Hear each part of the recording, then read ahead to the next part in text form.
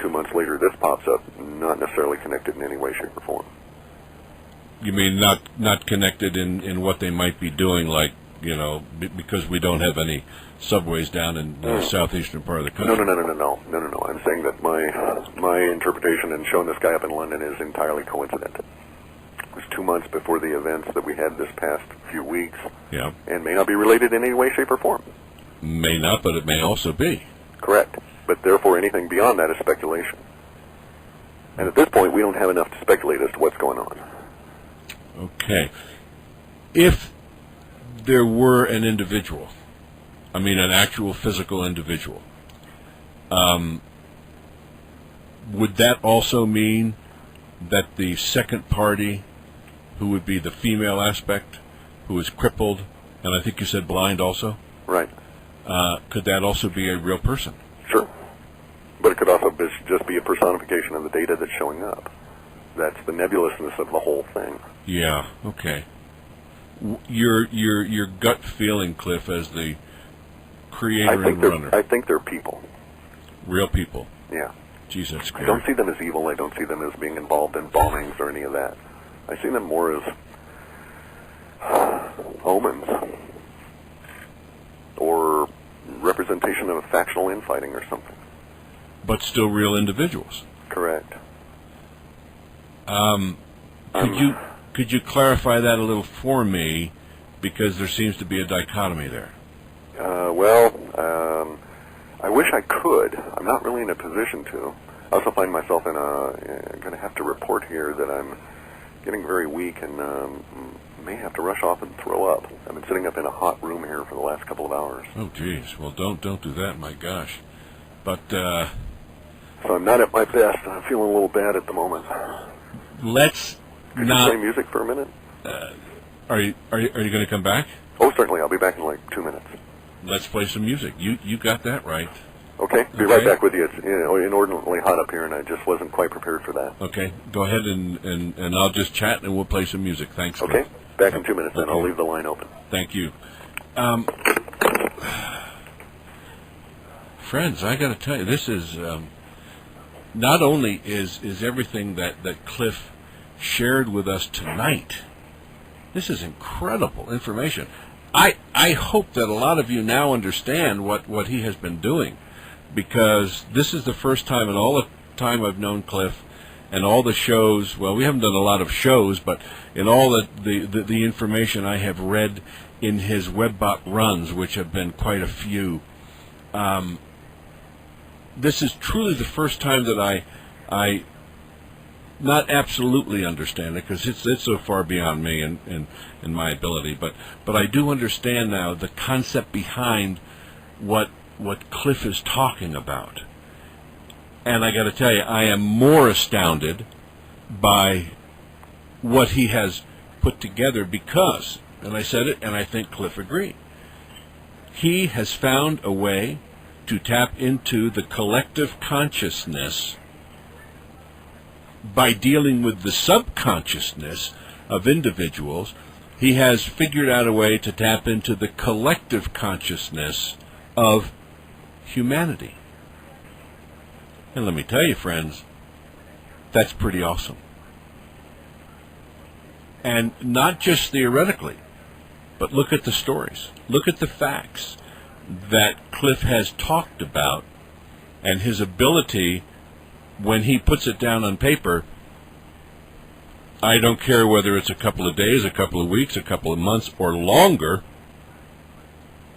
in advance, giving us information as to what he has determined the information coming through the Webbot runs is showing. I can tell you, that's a wow.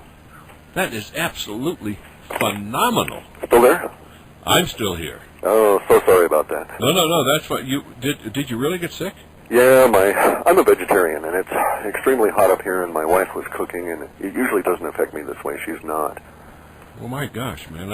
I apologize that I kept you on so long, but that's tough, because I gotta keep you on. No, I understand that. I feel much better now, of course. Yeah. And it's just the heat, really. We live in the Northwest here, but in a huge pile of trees around us, and even so, it's been 95 in the shade on our back deck. Isn't that weird? I mean, extremely so. That is really weird. All over here too. I mean, we went through 3 weeks, and every day the temperature was up in the 90s, except today. Today was quite cool. Well, good, excellent. Yeah, and I don't know what it foretells us, but obviously, just like all the things we've been talking about, something is happening around us. Oh, there's no question about it. The vibrational levels of the energies hitting the planet have to be distributed in one way or another. As within any machine, we're getting a lot of external heat or energy coming in, and it's given off as heat. That's right, sure. Do you have any idea what is causing the sun to do the events that it's doing? Because these are bizarre events. I have some ideas, but then we're getting beyond the Webbot stuff and out into analysis and some projections and some hints that are given in science, but and to a certain extent mysticism. That's okay. If we followed a logic train and opened up our minds and said, okay, we recognize that things are occurring, it's possible, for instance, that we could postulate a material world in which a large planetary body like a Planet X kind of thing, or mini comets all clustered together, or a huge mass of dust of the equivalent volume just spread out over more space, is causing our sun to go energetic. It's also true we're seeing a lot of dust around the sun, huge dust clouds. Giant dust storms coming in, and up until 1975 we didn't even know that dust could be accreted to the sun. They actually saw it for the first time around that period. So it could be something along those lines. It also could be, if we examine the relationship of the Mayan calendar, the Venusian orbit of 260 years, the precession, and the fact that the precession is not fixed. Everybody thinks the precessional wobble runs 25,800 years, more or less. Yeah. But it's been as small as 19,000 years and as long as 33,000. So it varies somewhat. And we also have this other 100,000-year orbit, but all of them seem to be coinciding. All these weird cycles are coinciding along with the alignment of the solar system with the galactic equator, if you will. That's it. That's it. That's what I was trying to drive at before with the 2012 date, because that's when everything aligns, and a lot of people feel that that's when time starts over. That would presume, let's examine our assumption again, those are people that assume that time is in some way separate from any of the other elements in phenomenal world, that it has a lifespan of its own, and the material world would stay here and somehow time would start over. But it's getting into a concept like the Kali Yuga. Now, okay, but if we examine the Kali Yuga, their description of time starting over, and perhaps even the Mayan one, we don't know because they never continued it, would be the giant meta-cycle starting over. Okay, not time starting over in the sense that everybody gets zapped back to zero and you know, Garden of Eden kind of thing. I didn't mean that. I meant the realistic, or the Vedic concept of time and starting over. Yeah. Like we're passing a point now, or will be, in space. Everything lines up, and like you said, it's like the equator, at least of our galaxy. I don't know about the universe. And that would be impossible. That would be a massive speculation. But it does not matter about it beyond our galaxy. That's right. There's if we go back to Vedic literature, we can go back, and I happen to be an aficionado and adept in a lot of this, and have read Patanjali and have studied the science of yoga, and have some knowledge of it.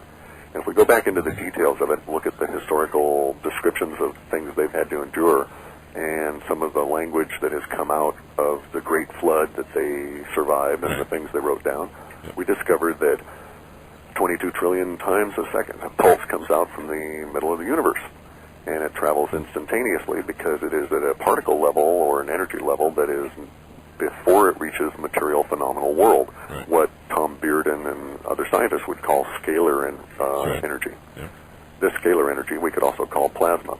It travels instantaneously from the middle of the universe to the middle of all the galaxies. That's right. As soon as it instantaneously reaches the middle of all the galaxies, it travels from the middle of all the galaxies to the center of all the solar systems within all those galaxies. And those are usually the suns.